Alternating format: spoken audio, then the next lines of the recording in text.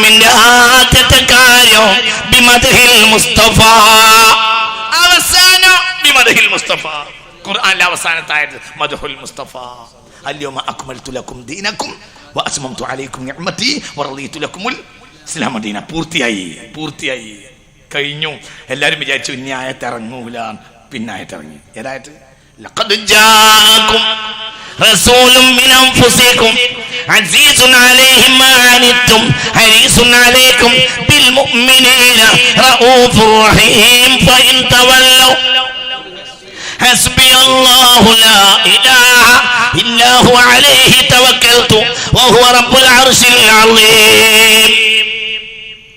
لقد جاءكم رسول من أنفسكم. നിങ്ങളുടെ നഫ്സ് കേൾക്ക് അർത്ഥം ഞാൻ പറഞ്ഞ അർത്ഥം കേൾക്ക്. നിങ്ങളുടെ നഫ്സിൽ നിന്ന് നിങ്ങൾക്കിതാ ഒരു മഹാനായ റസൂൽ വന്നിരിക്കുന്നു. നോക്ക് സുൽത്താന്റെ മദ്ഹ് പറയാണ്. അസീസുൻ അലൈഹി മാ അനിത്തും. നിങ്ങൾ പ്രയാസപ്പെടുന്നത് ആ നബിക്ക് സഹിക്കാൻ കഴിയുകയില്ല.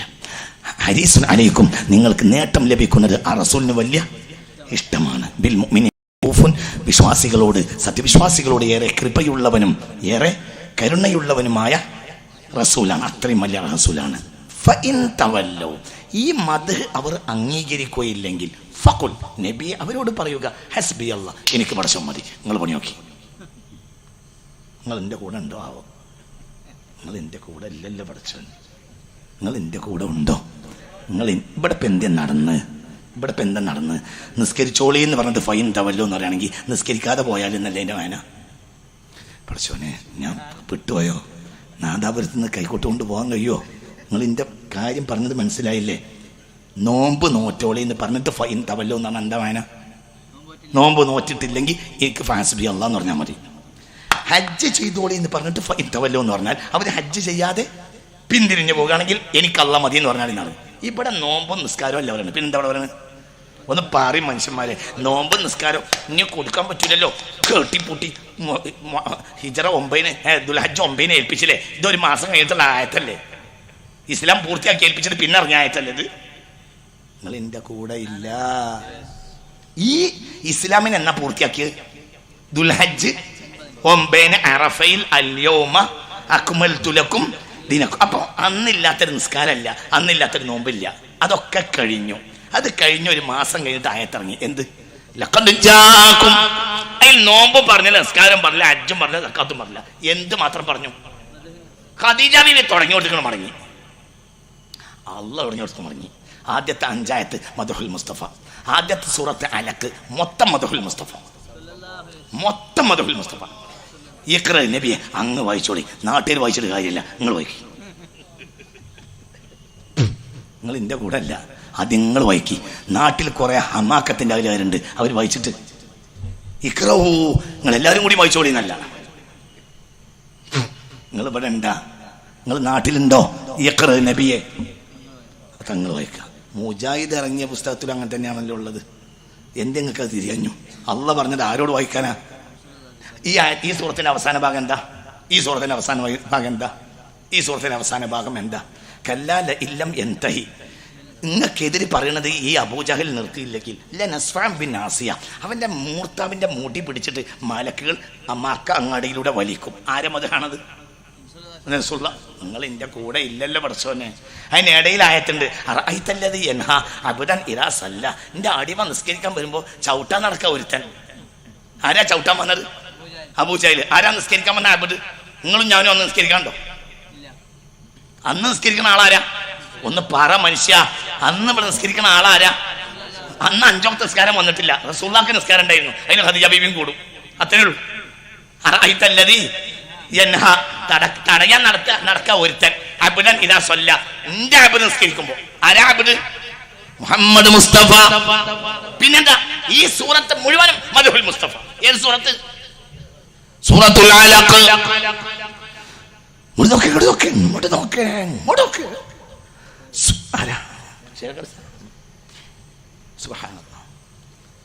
അള്ളാഹു അവർക്ക് ദീർഘായുസ്സും ആഫിയത്തും കൊടുക്കട്ടെ.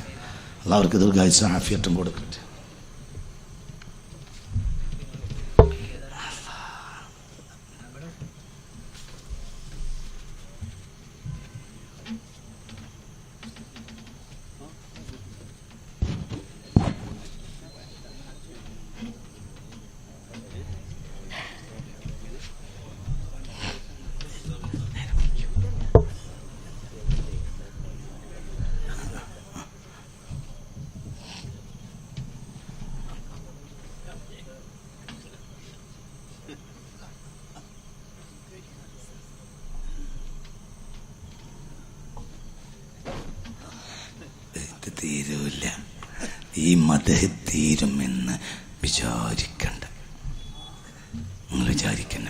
ഖുർആൻ ഞാൻ അള്ളാഹിന്റെ സഹായത്താൽ നിങ്ങൾക്ക് ഓതിത്തരാം. അത് വേറൊരു ഖുർആനാണെന്ന് നിങ്ങൾക്ക് മനസ്സിലാവും. ഇൻഷാ അല്ലാഹ് അള്ളാഹു സഹായിക്കട്ടെ. മനസ്സിലായില്ലേ? ഒന്നാമത്തെ സൂറത്ത് മദ്ഹുൽ മുസ്തഫ. തുടങ്ങിയത് ഇഖ്റ, നബിയെ അങ്ങ് വായിക്കുക. മധ്യത്തിലും അതന്നെ കൽ അറഅയ്തല്ലദി യൻഹാ അബ്ദൻ ഇദാ സല്ല. പിന്നെന്താ പറഞ്ഞത്? കല്ലാ ലഇല്ലം യൻതഹി. നബിയെ എതിർക്കണം നിർത്തിയിട്ടില്ലെങ്കിൽ ലനസ്ഫഅൻ ബിന്നാസിയ. പിന്നെന്താ പറഞ്ഞത്? കല്ലാ ലാ തുതിഉഹു വസ്ജുദൂന്നല്ല, വസ്ജുദ് വഖ്തരിബ്. നബിയെ നിങ്ങൾ ആ മുക്കിനൊന്നും നോക്കന്നെ വേണ്ട, നിങ്ങൾ ഏൽപ്പിച്ച പണിയെടുത്താൽ ബാക്കി കാര്യം ഞാൻ നോക്കും. മദ്ഹ് ആരുടെ മദ്ഹ്? സുബ്ഹാനല്ലാഹ്, മുത്ത് മുഹമ്മദ് മുസ്തഫ. ഒന്നാമത്തെ സൂറത്ത് റസൂലുള്ളാഹിന്റെ മദ്ഹ്. ഒന്നാമത്തെ വ്യക്തി റസൂലുള്ളാഹിന്റെ മദ്ഹ് പറഞ്ഞ് ഇസ്ലാമിൽ കയറി. മദീനയിൽ ചെന്നപ്പോൾ ആദ്യ ദിവസം മുതൽ റസൂലുള്ളാഹിന്റെ മദ്ഹ്. മദീന പള്ളി 2 മിമ്പർ. അവസാനത്തെ ആയത്ത് റസൂലുള്ളാഹിന്റെ മദ്ഹ്. മനസ്സിലായില്ല? അവസാനത്തെ ആയത്ത് റസൂലുള്ളാഹിന്റെ മദ്ഹ്. മദ്ഹ് പറഞ്ഞിട്ട് പിന്നെ പറഞ്ഞു ഫഇൻ തവല്ലൗ. ഈ മഹത്തായ റസൂലുള്ളാഹിയുടെ മഹത്വം അവർ മനസ്സിലാക്കാതെ പുറകോട്ട് പോയാൽ അത് പലരിലും ഉണ്ടാവും. നമ്മുടെ കൂടെ തന്നെ ഉണ്ടാവും. അവർക്ക് നിസ്കാരം നോമ്പൊക്കെയാണ് വലിയ കാര്യം എന്ന് വിചാരിക്കും. മനസ്സിലായില്ലേ പറഞ്ഞത്? നബി കൊണ്ടുവന്നത് പിടിച്ചാൽ പോരെന്നാ ചില ആളുകൾ പറഞ്ഞത്. ബാപ്പ ദുബായിൽ നിന്ന് 2 പെട്ടി കൊണ്ടുവന്നു.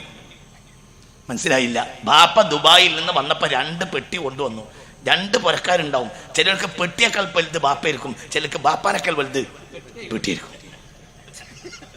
മനസ്സിലായില്ല? അല്ലദി ജാഅയും അല്ലദി ജാഅ ബിഹിയും ഉണ്ട്.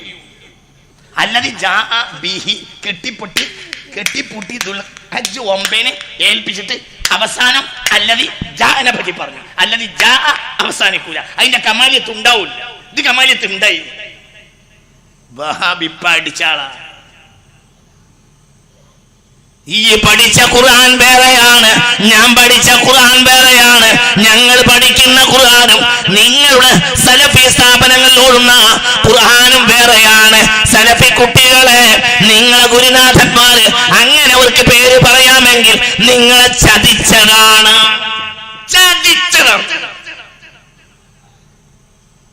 അല്ലാഹു നമുക്ക് നാഫിയ ഇൽമിനെ തരട്ടെ.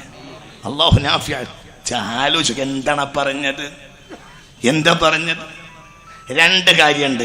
അല്ലദി ജാഅ വല്ലദി ജാഅ ബിഹി. നബിയും വന്ന നബിയും നബി കൊണ്ടുവന്നതും 2 ഇല്ലേ?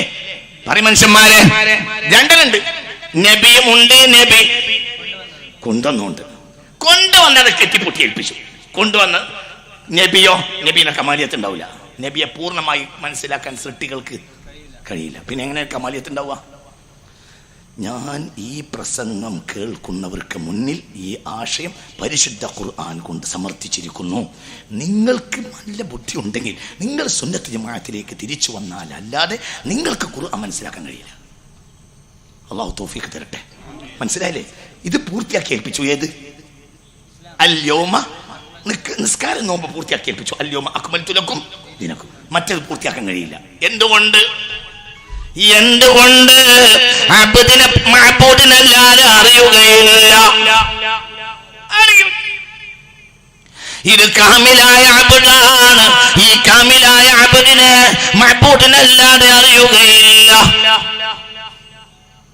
കാമിലായ അബ്ദിന്റെ ഇൽമിനെ അളക്കാൻ സിദ്ദീഖിന് കഴിയുകയില്ല. സിദ്ദീഖിന് കഴിയാത്തത് നിനക്ക് കഴിയുന്നത് എങ്ങനെ?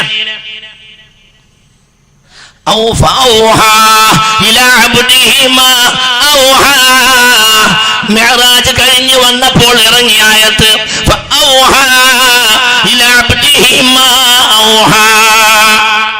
അല്ലാഹുവിന്റെ പ്രത്യേകമായ ലോകത്ത് വെച്ച് ജിബ്രീൽ പോലും ഇല്ലാത്ത സവിധത്തിൽ അല്ലാഹു നേരിട്ട് വഹി കൊടുത്തു മുത്ത് റസൂലിനെ.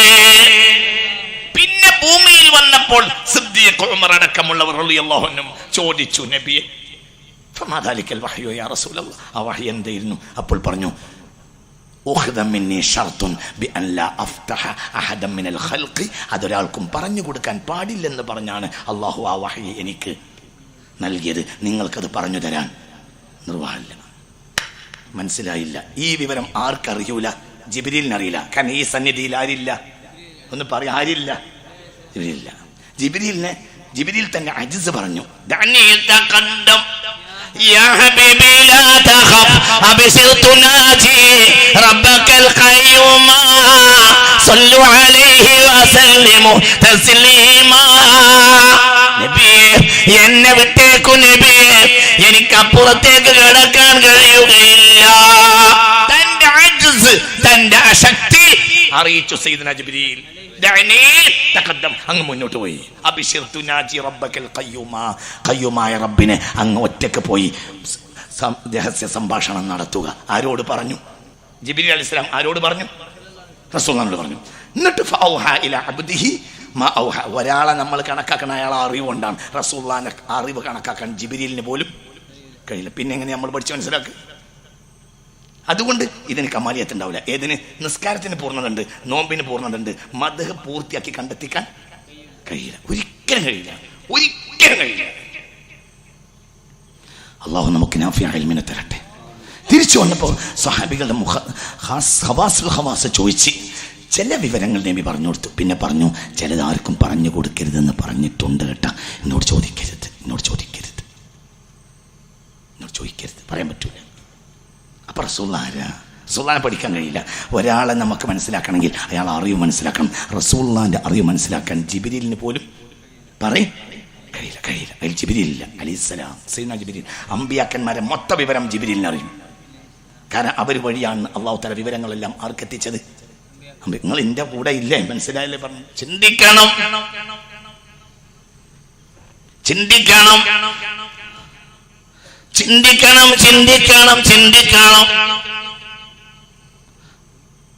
മുഅ്മിനീങ്ങളെ മലക്കൂട്ടിയായ ലോകത്തെ അത്ഭുതം നേരിട്ട് കണ്ടു. പിന്നെ അല്ലാഹുവിൽ നിന്ന് നേരിട്ടുള്ള വിജ്ഞാനവും വാങ്ങി. ഒരാളെ അറിയണമെങ്കിൽ അയാളെ അറിവിനെ അളക്കണ്ടേ? എങ്ങനെ അറിയും? റസൂലുള്ളാഹിനെ ഒരാൾക്ക് ഓർക്കാൻ കഴിയില്ല. സ്വല്ലല്ലാഹു അലൈഹി വസല്ലം. മുത്ത് മുഹമ്മദ് മുസ്തഫ. പിൽക്കാലത്ത് ബുർദക്കാരൻ പറഞ്ഞു, ലൗ നാസബത്ത് ഖദ്റഹു ആയാതുഹു ഇളമൻ അഹ്യസ്മുഹു ഹീന യുദ്ആ ദാരിസരിമമൈ. ഈ മനുഷ്യന്റെ ഖദർ എങ്ങാനും ഭൂമിയിൽ വെളിപ്പെടുകയാണെങ്കിൽ മരിച്ചുപോയ മനുഷ്യരുടെ ഖബറിന്റെ അടുത്തൂടെ ഒരാൾക്ക് മുഹമ്മദ് എന്ന് പറഞ്ഞ് നടക്കാൻ പറ്റൂല. അപ്പോൾ അവർ എണീറ്റ് നിന്ന് സ്വല്ലല്ലാഹു അലൈഹി വസല്ലം എന്ന് പറഞ്ഞു. അത്രയും വലിയ ആളാണ് മുഹമ്മദ് മുസ്തഫ. പക്ഷേ അത് പ്രയാസമല്ലേ എന്നതുകൊണ്ട് ആ ഖദറിനെ അള്ളാഹു ഭൂമിയിൽ വെളിപ്പെടുത്തിയിട്ടില്ല. ആരുടെ ഖദർ? ചിന്തിക്ക്.